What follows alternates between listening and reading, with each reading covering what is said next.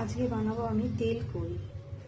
Tomato বেটেছি, কই মাছ, কাঁচা লঙ্কা, আদা রসুন, পেঁয়াজ, তেল গরম হচ্ছে, কই মাছটা ভাজবো, দেখাবো কেমন বানাচ্ছি আপনাদের। মাছটা ভালো করে ভাজা হচ্ছে, কই মাছটা।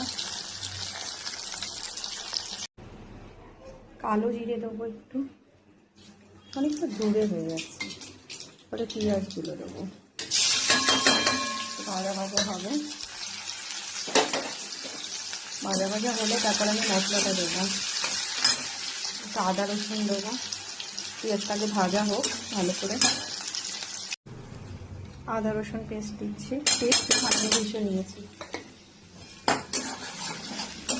এবার আমি একে একে মশলাগুলো দেবো।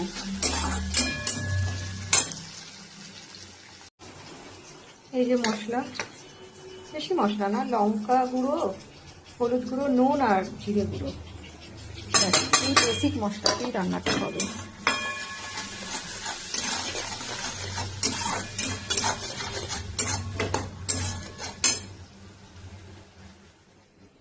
এখনই টমেটোটা দিয়ে দেবো, টমেটো বাটা।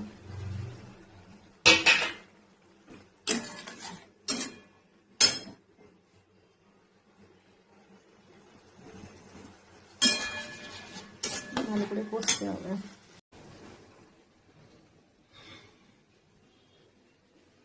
মশলাটা কষা হয়ে গেছে, এবার একটু আমি জল দেবো, বেশি জল দেবো না, একটু শুকনো শুকনো হবে।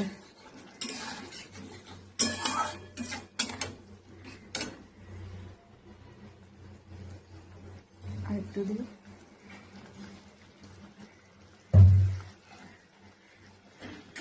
এবার আমি মাছগুলো দিয়ে দেবো, কই মাছগুলো দিয়ে দিলাম।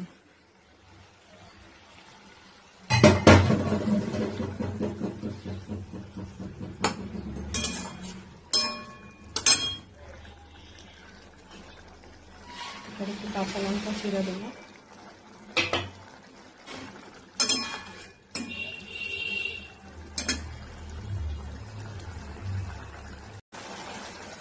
হয়ে এসছে মাছটা, এবার আমি ধনে পাতা দেবো আর একটু সর্ষের তেল দেবো অল্প।